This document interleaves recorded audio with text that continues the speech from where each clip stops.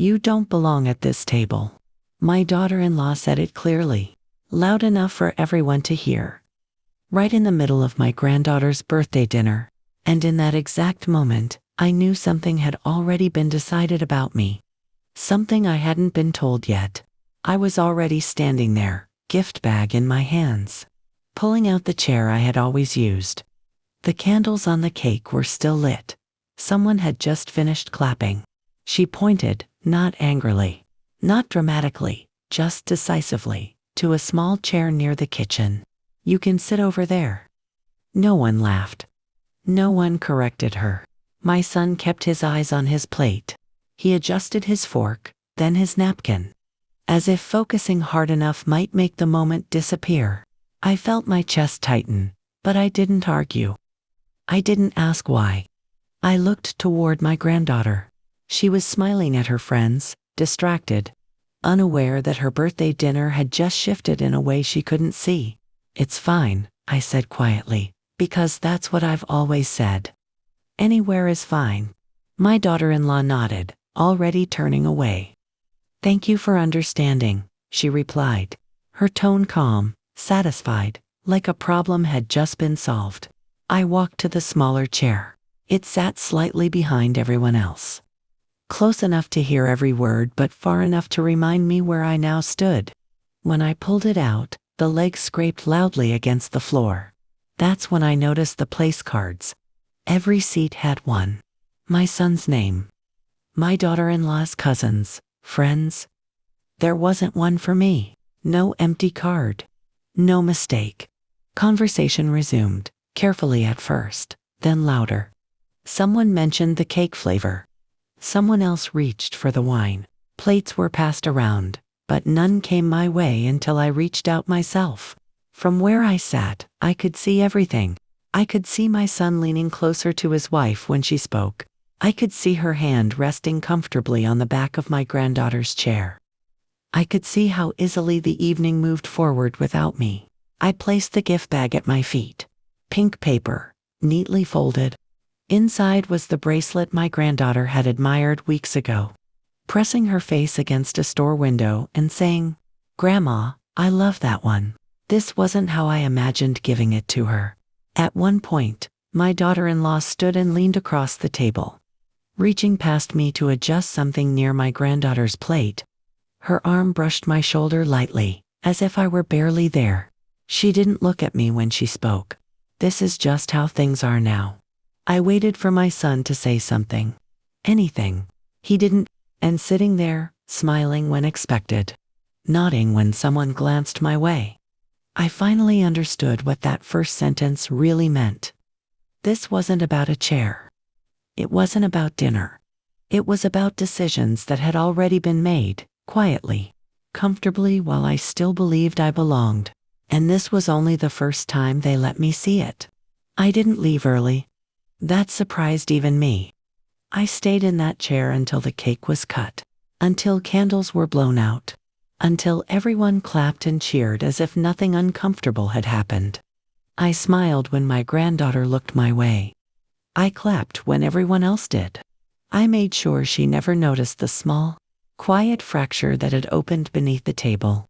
When the plates were cleared, my daughter-in-law stood up and tapped her glass lightly. "Before everyone goes," she said, "we just want to share a quick update." The word update landed wrong. She looked around the table, confident, practiced. Then she glanced at my son, who nodded as if on cue.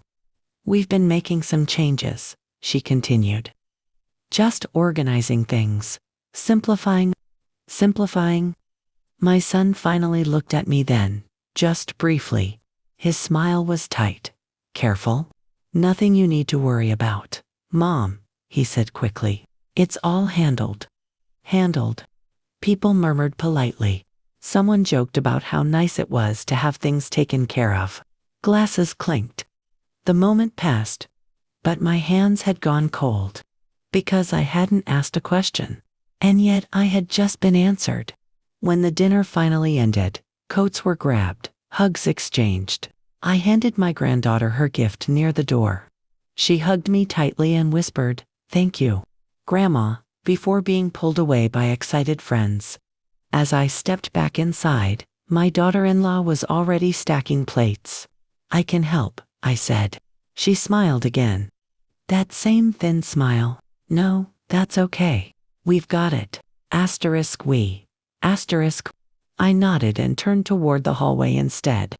As I passed the small desk near the living room, I noticed a folder sitting on top, thick, neatly organized. Tabs sticking out the side.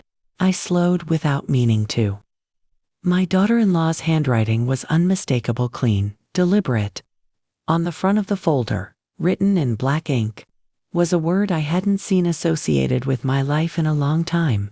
Asterisk asterisk documents. Asterisk asterisk. I didn't touch it. I didn't open it. I just stood there for a second longer than necessary.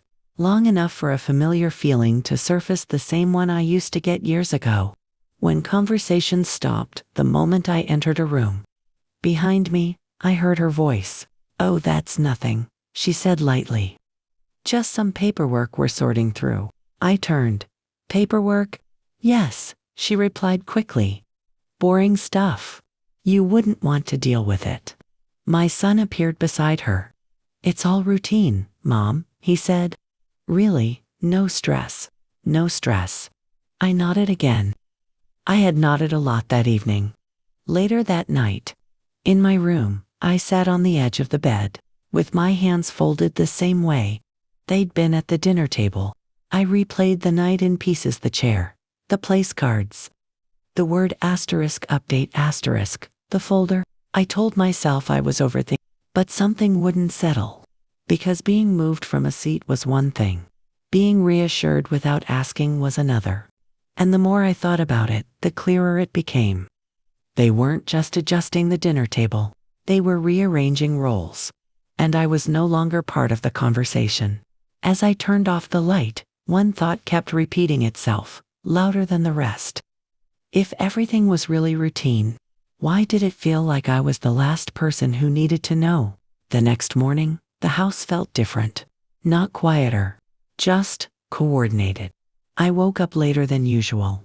By the time I reached the kitchen, the counter was already cleared. The coffee machine empty, mugs drying neatly in a row. My daughter-in-law stood by the window, scrolling on her phone, dressed like she was heading somewhere important.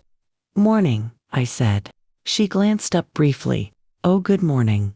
Then, without missing a beat, she added, "We're heading out in a bit." "We?" I asked. She smiled again. "Your son and I." "Where to?" She hesitated for half a second, just long enough for me to notice. "An appointment," she said. "Nothing exciting." "An appointment?" My son entered the room then, keys already in his hand. "Hey, Mom," he said, leaning down to kiss my cheek. "We'll be back later." "Is everything okay?" I asked. "Yeah, perfectly fine," he replied quickly. "You don't need to worry about a thing." That sentence again? They left together, talking quietly as they walked out the door. I stood there longer than I meant to, staring at the space they'd just vacated, listening to the sound of the car pulling away. I told myself not to read into it, but I did. Later that afternoon, the mail arrived. I almost didn't check it. Most days it was nothing important: flyers, coupons, things addressed to my son. But that day, one envelope caught my eye. It wasn't addressed to me. It had my name on it, printed, formal. I turned it over slowly. The return address was a place I hadn't been to in years, a name I hadn't seen since my husband was alive. I didn't open it right away. I sat at the dining table instead, the same table from the night before. I placed the envelope in front of me and rested my hands on either side, as if it might move on its own. For a moment, I thought about calling my son, about asking what the appointment was, about asking why this letter hadn't been mentioned. Instead, I opened the envelope. Inside was a notice, brief, polite, written in language that sounded friendly but felt anything but. It referenced records, updates, a scheduled review. Nothing alarming on its own, but nothing accidental either. My chest tightened. I folded the paper carefully and put it back in the envelope just as the front door opened. They were back sooner than I expected. My daughter-in-law entered first. She stopped when she saw me sitting there. "Oh," she said. "You're home?" "I live here," I replied before I could stop myself. She blinked, then laughed lightly. "Of course. I just meant never mind." My son followed her in. His eyes flicked to the envelope on the table, then back to my face. "What's that?" he asked. "Mail," I said. He nodded too quickly. "Oh, probably nothing important." "Probably." I watched them move around the kitchen like everything was normal. Like last night hadn't happened. Like the word documents hadn't been said. Like the envelope on the table wasn't quietly waiting. "I'm going to rest," I said finally. In my room, I sat on the bed and stared at the wall. I thought about all the times I had trusted that being included meant being informed. All the times I had assumed silence meant safety. And for the first time, I wondered if my quiet compliance had made something else possible. That evening, as I was getting ready for bed, I heard my daughter-in-law's voice from the hallway. "Did you check if she saw it?" she asked. There was a pause. Then my son answered, low enough that I almost missed it. "She won't understand it anyway." I sat very still, because, in that moment, it became clear. Whatever was happening wasn't sudden, and it wasn't accidental. It had been planned. I didn't sleep that night. Not because I was afraid, but because my mind wouldn't slow down. "She won't understand it anyway." Those words kept repeating, calm and confident, like a decision that had already been signed and filed away. The next morning, I acted normal. I made coffee. I watered the plants. I folded laundry that didn't need folding. I laughed lightly when my granddaughter showed me a drawing before school. No one questioned my mood. No one asked if I'd heard anything. That told me everything. Late that afternoon, my daughter-in-law knocked on my door. Not waited. Knocked once and opened it. "We're having someone stop by tomorrow," she said. "Just a professional. To go over a few things." "A professional?" I asked. "Yes. Someone who helps with organizing affairs." She tilted her head slightly. "It won't take long." My son stood behind her in the hallway, arms crossed. "I don't need help organizing my affairs," I said. She smiled again. That same calm smile. "It's not really about need. It's about efficiency." "Efficiency." I nodded, slowly. "And what exactly will this person be organizing?" "Oh," she replied lightly, "just making sure everything is clear. For everyone. For everyone except me, apparently." The next day, the doorbell rang right on time. A woman stepped inside carrying a leather folder and a tablet. She introduced herself politely, then glanced at my daughter-in-law before looking back at me. "We'll just need a few signatures later," she said casually, as if she were talking about a package delivery. "Signatures?" My son spoke before I could. "It's nothing major, Mom. Just paperwork to make things smoother." "Smoother for who?" The woman opened her folder at the dining table. The same table. The same seat arrangement from the birthday dinner. Instinctively, I moved toward my old chair. My daughter-in-law cleared her throat. "Actually," she said, "why don't you sit over here?" "Again?" The professional began explaining things using words like process, transition, standard procedure. She spoke directly to my son, rarely looking at me. I listened carefully. Very carefully. Because something was missing. My name. It wasn't mentioned once. When the papers were finally placed on the table, my son reached for the pen. That's when I spoke. "May I see those?" I asked. The room froze. My daughter-in-law's smile tightened. "There's no need to worry about the details." "I didn't say I was worried," I replied. "I said I'd like to see them." The professional hesitated, then slid one page toward me. I scanned it quickly. Then again, more slowly. My hands didn't shake, but my stomach dropped. They hadn't asked for my permission. They had assumed it. My son watched me, confused. Mom, it's just formal stuff. Formal? I placed the paper back on the table. I won't be signing anything today, I said calmly. Silence filled the room. My daughter-in-law's voice hardened just slightly. We already scheduled this. I understand, I replied, but I won't be signing.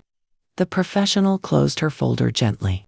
We can reschedule, she said, already standing.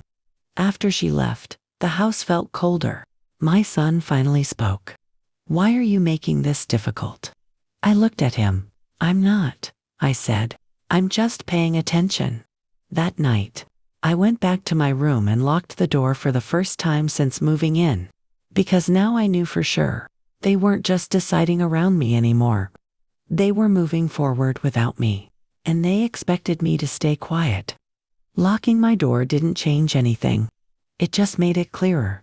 The next morning, my son knocked before entering, something he hadn't done in a long time.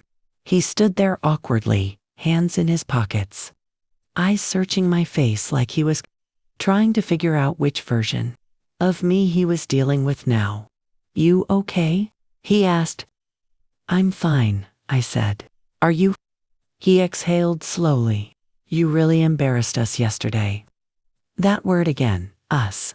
I didn't raise my voice, I replied. I didn't accuse anyone. I just said no. That woman rearranged her schedule for us, he said. This could have been handled more smoothly. Smooth for whom? I asked. He didn't answer. He just looked tired. Mom, you don't need to worry about all this paperwork. We're just trying to help. Help. I watched him carefully then. Not as my little boy. As a man who had gotten used to making decisions without checking who they affected. Do you remember? I asked quietly. When your father handled all the finances. He frowned. Yeah, what about it? Do you remember who handled everything after he died? He shifted his weight. You did, but that was different. Different how? He hesitated. That was answer enough. Later that day, I went out for a walk. I needed air, space, somewhere. My thoughts could settle without being interrupted by polite smiles and half-truths. When I came back, my bedroom door was open. I was sure I'd locked it. Inside, nothing looked disturbed. The bed was made. The curtains were drawn. But the small wooden box I kept in the bottom drawer of my dresser was sitting on top instead. Open. My pulse quickened. Inside that box were things I didn't talk about. Old letters, documents, copies. Things my husband had insisted we keep. Just in case. I picked it up and flipped through it quickly. Nothing was missing. But something had been moved. Someone had looked. That evening, I joined them for dinner again. Not because I wanted to, but because I needed to see their faces. My daughter-in-law avoided my eyes. My son was overly polite. Too careful. Halfway through the meal, she said casually, we're going to need access to a few more things soon. Just to finish what we started? What exactly did you start? I asked. She paused, fork midair. Planning ahead. For me? I asked. She smiled tightly. For everyone. I nodded, taking a sip of water. My hands were steady. That night, alone in my room, I took the wooden box and placed it at the foot of my bed. I opened it slowly and removed a thin folder I hadn't touched in years. My husband's handwriting was on the front. I hadn't wanted to need it. But sitting there, listening to the house settle around me, I finally accepted the truth. They believed I was unprotected. They believed everything important had already been handled. And they were wrong. I waited. Not out of fear, but out of clarity. For the first time since my husband died, I understood exactly what was happening around me. And more importantly, I understood why staying quiet had unsettled them. The next few days passed with a strange politeness. My daughter-in-law spoke to me like one speaks to a neighbor, pleasant, distant. My son avoided being alone with me. Every conversation felt rehearsed. They were moving forward. I was supposed to catch up later. One afternoon, My phone rang while I was folding laundry. The number wasn't saved, but something told me to answer it. Mrs. Harper? A woman asked. Yes. This is Linda from the county records office. I'm calling to confirm an appointment that was scheduled on your behalf. On my behalf? What appointment? I asked calmly. There was a pause. Papers rustled on the other end. A property records review. Tomorrow morning. Tomorrow. No one told me about that, I said. Oh, she replied, surprised. I was told everything had already been discussed. Of course she was. I thanked her and hung up. My hands didn't shake. My heart didn't race. What I felt instead was something colder and steadier. Certainty. That evening, my daughter-in-law brought it up herself. We'll be out most of tomorrow, she said casually. Some meetings? With county records, I asked. She stopped mid-step. My son looked up from his phone. Who told you that? So it is county records, I said. Silence filled the room. She recovered first. It's just to make sure everything is up to date. You don't need to come. I think I do, I replied. My son sighed. Mom, this is getting unnecessary. No, I said evenly. What's unnecessary is making appointments in my name and hoping I won't show up. That night, I didn't open my husband's folder. I opened my laptop instead. I searched names, dates, records. I pulled up copies I hadn't looked at in years. Things my husband and I had prepared quietly, carefully. Back when we still believed planning was just being responsible. I printed what I needed and placed it neatly back into the folder. In the morning, I dressed early. Not formally, just deliberately. I made breakfast, poured myself coffee, and sat at the table. When my son came in, keys already in hand, he froze. You're dressed, he said. Yes, I replied. I'm coming with you. My daughter-in-law appeared behind him. There's really no need. I disagree, I said, standing. And since my name is on the appointment, I think I'll decide. She opened her mouth to argue, then stopped. Because for the first time, I wasn't asking. The drive was quiet.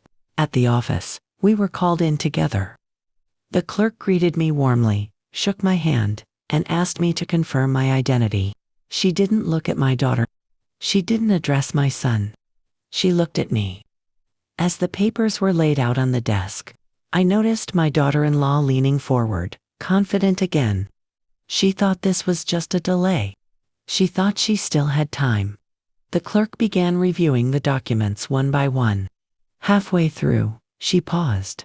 I'll need to verify something, she said, looking at me. There appears to be an earlier filing on record.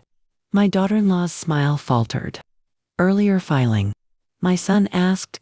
Yes, the clerk replied. From several years ago. She turned the screen toward me. I nodded. That would be mine. The room went very still. Because in that moment, the story they'd been telling themselves about me being confused, outdated, uninformed, started to fall apart, and this time, there was no chair to move me to. My daughter-in-law leaned closer to the desk, her voice quick and controlled. That can't be right, she said. We were told there were no prior changes. The clerk didn't look at her. She was still focused on the screen. There are, she replied calmly, and they're very clear. My son shifted in his chair. What changes? He asked, finally sounding unsure. The clerk glanced at me again before answering. Mrs. Harper filed an updated designation several years ago. Everything is properly notarized. Several years ago? Before any of this? Before assumptions were made. My daughter-in-law let out a small laugh. The kind people use when they think confidence can still fix things. I'm sure it's just outdated paperwork. No, the clerk said gently. It's still active. The air felt heavy. I could hear the hum of the overhead lights. The faint tapping of keys from another desk. No one spoke for a few seconds. My son finally turned toward me. Mom, what is she talking about? I met his eyes. Not sharply. Not angrily. I handled my affairs after your father passed, I said, just like I told you I did. He looked confused, then uncomfortable. Why didn't you tell us about this? I thought about all the times I had been told not to worry. All the conversations I hadn't been invited to. I wasn't asked. I said simply. The clerk slid a document across the desk, toward my son. This shows the current standing. Any changes would require Mrs. Harper's direct consent. My daughter-in-law's fingers tightened around her purse strap. So what happens now? She asked. The clerk smiled politely. Nothing happens unless Mrs. Harper requests it. Unless I requested it. For the first time since my husband died, the room wasn't moving without me. My son ran a hand through his hair. We thought, we were just trying to make things easier. For yourselves, I said quietly. He flinched. My daughter-in-law stood up abruptly. This meeting is clearly unnecessary. The clerk raised an eyebrow. Actually, it was very important. We left soon after. The drive back was different from the one there. No quiet confidence. No whispered planning. Just silence, thick and uncomfortable. At a red light, my son finally spoke. Why didn't you stop us earlier? I looked out the window. I wanted to understand how far you were willing to go. He didn't respond. When we pulled into the driveway, my daughter-in-law got out of the car without a word and went straight inside. My son lingered. Mom, he said, softer now. Are you angry? I shook my head. I'm paying attention. That night, I sat alone in my room again. But this time, the silence felt different. They knew now. They knew I wasn't confused. They knew I wasn't behind. They knew I wasn't powerless. But knowing doesn't always stop people. Sometimes, it just makes them more careful. And as I turned off the light, I understood something else. The real confrontation hadn't happened yet. It was just getting closer. The shift was subtle, but I felt it immediately. The next morning, no one told me where they were going. No updates. No casual explanations. The house moved around me quietly. Like a place where plans were now being whispered instead of announced. My daughter-in-law avoided me completely. My son tried too hard. Do you want coffee? He asked, already pouring a cup before I answered.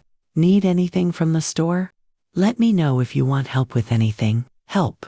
It would have sounded kind if it hadn't come so suddenly. Later that day, I overheard them talking in the garage. The door wasn't fully closed. I wasn't trying to listen, but some conversations seemed determined to be heard. We need to be careful, my daughter-in-law said, her voice low and sharp. She's not as unaware as we thought. There it was. My son sighed. I know, but we can still talk this through. She already talked it through, she snapped. With someone else. I stepped back before they could notice me. My heart was steady. That surprised me. A few days ago, those words would have shaken me. Now they only confirmed what I already knew. That evening, my daughter-in-law finally addressed me directly. We should all sit down, she said. Clear the air. We sat at the dining table again. This time, no place cards. No moved chairs. But the space between us felt wider than ever. We didn't mean to upset you, she began. We were just trying to plan responsibly. Plan for what? I asked. For the future, she replied. Things change. People get older. I held her gaze. Yes, they do. My son shifted uncomfortably. We just thought it would be better to have things streamlined. Without telling me, I said. My daughter-in-law exhaled. You don't like conflict. We assumed you'd be relieved. Relieved. I thought about the chair near the kitchen. The missing place card. The whispered conversations. I don't like being erased, I said. The word landed harder than I expected. My son looked down. That wasn't our intention. But it was the result, I replied. For a moment, no one spoke. Then my daughter-in-law leaned back in her chair. So what do you want now? She asked. It wasn't a question. It was a challenge. I folded my hands on the table. Clarity. She raised an eyebrow. About what? About boundaries, I said. About decisions. About what is and isn't yours to handle. My son looked between us. Are you saying you don't trust us? I'm saying trust doesn't replace permission, I replied. Her jaw tightened. We're family.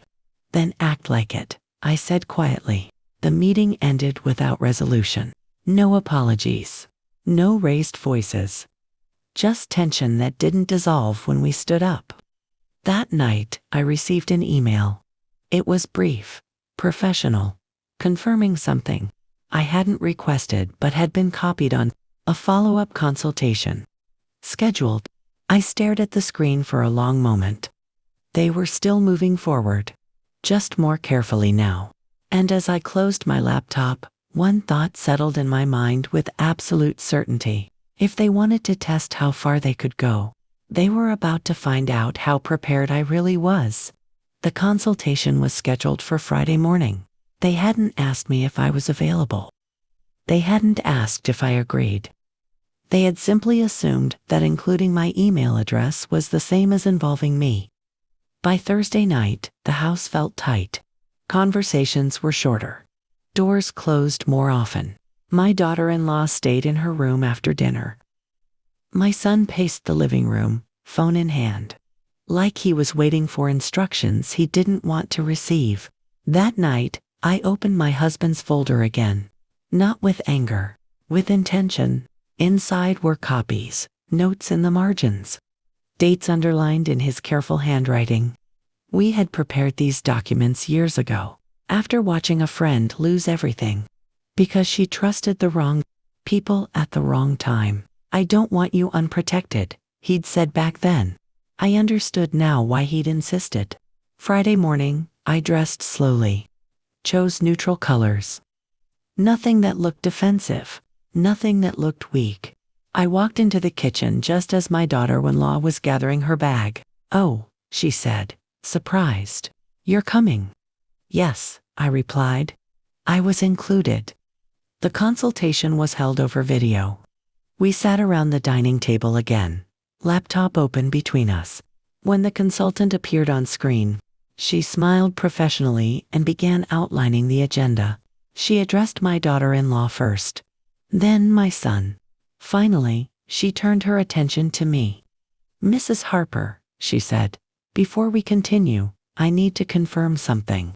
Are you aware of the recommendations being discussed today? I am, I said. And I have some of my own. My daughter-in-law stiffened. The consultant nodded. That's good. Because there are existing instructions on file that take priority.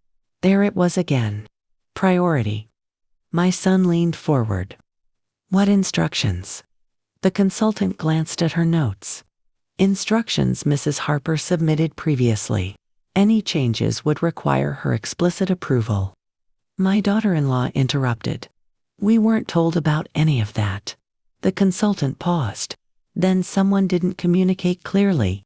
Silence filled the room. I spoke then, calmly. I won't be making any changes. My son looked stunned. At all. No, I said.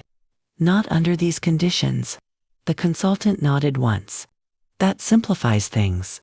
After the call ended, my daughter-in-law stood up abruptly. So that's it? She asked. You're just shutting us out. I'm protecting myself, I replied. There's a difference. My son rubbed his face. We were trying to help. I know, I said. But help doesn't happen in secret. She shook her head. You don't trust us. I met her eyes. You gave me reasons not to. That afternoon, I packed a small bag. Not to leave, to be ready. Because I knew what came next. When quiet control fails, people try pressure. And as I zipped the bag closed, I understood something with absolute clarity. They weren't finished testing me, but I was finished being unprepared. The pressure didn't come loudly. It came politely. That evening, my son knocked on my door again. This time, he waited. Can we talk? He asked. I nodded and gestured for him to sit. He chose the edge of the chair, like someone ready to leave at any moment. "We're worried about you," he began. "All this tension.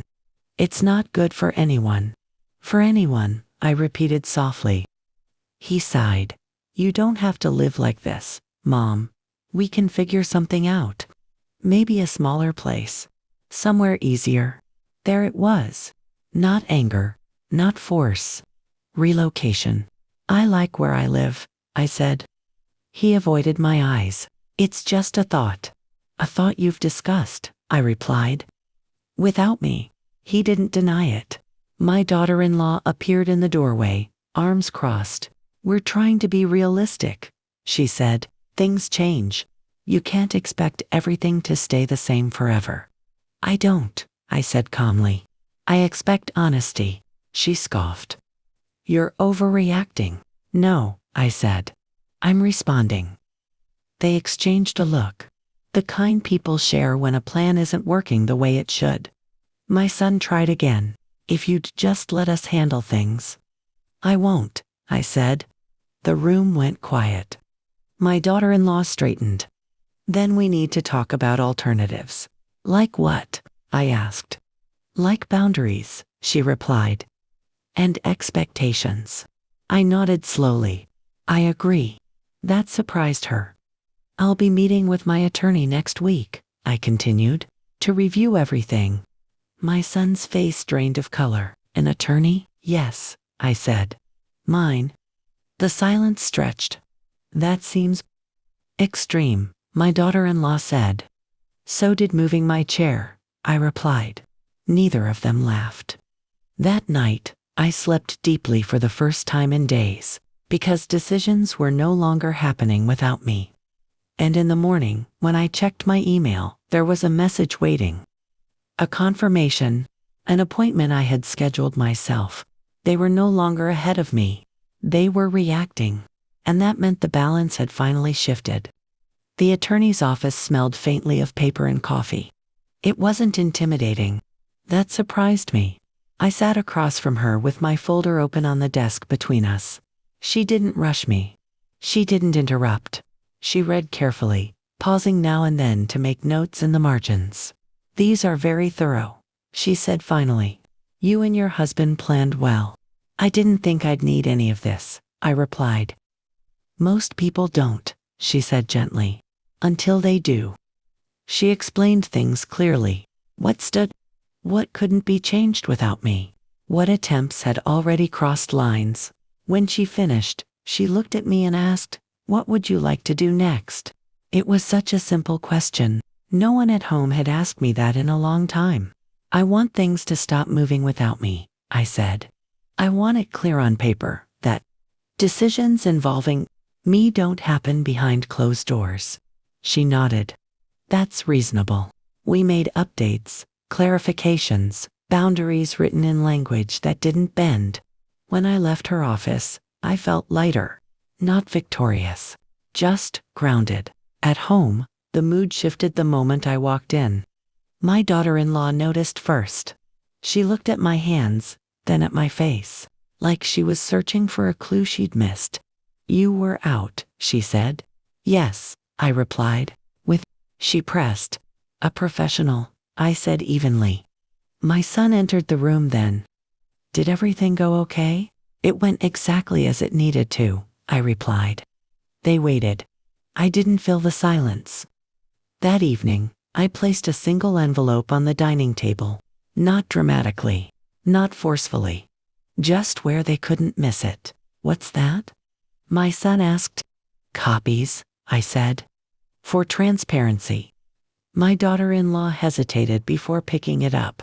As she read, her posture changed. Subtle, but unmistakable. "These weren't necessary," she said. "They were," I replied, "because confusion seems to happen when things aren't written down." My son scanned the pages, his expression tightening. "This means, we can't?" "No," I said calmly. "You can't." The sentence hung there, quiet but firm. No shouting followed. No dramatic confrontation. Just understanding. Later that night, my son knocked on my door one last time. "I didn't realize how far things had gone," he said.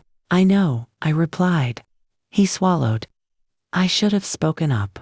Yes, I said. You should have. He nodded, eyes heavy. I'm sorry. I accepted the apology, not because it fixed everything, but because it was the first honest thing he'd offered in a while. After he left, I sat alone for a long time. I thought about the chair, the missing place card, the folder labeled asterisk documents asterisk. I realized something then. The moment they stopped seeing me as quiet, they started seeing me as present. And presence changes everything. Because respect doesn't come from raising your voice. It comes from knowing exactly where you stand. The next family dinner was different. No announcements. No updates. No one telling me where to sit. I arrived at the table last on purpose.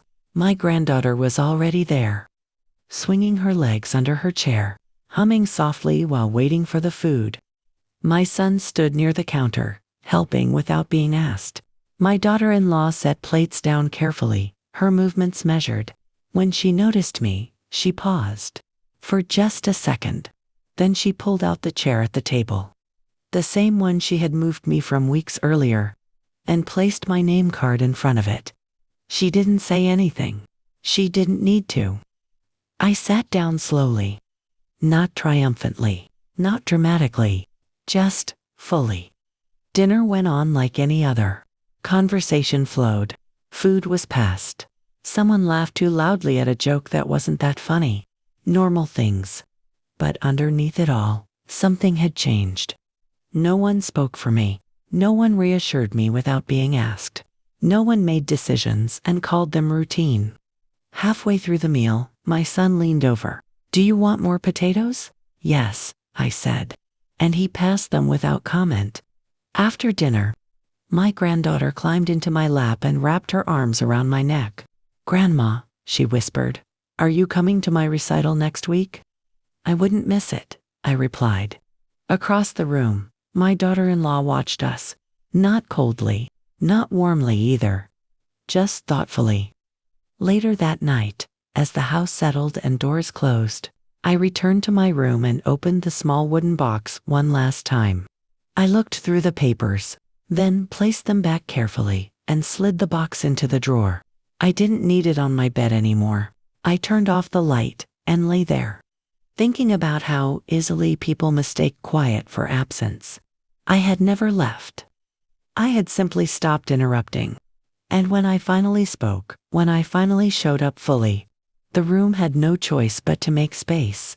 Because belonging isn't something you ask for. It's something you claim. And I had.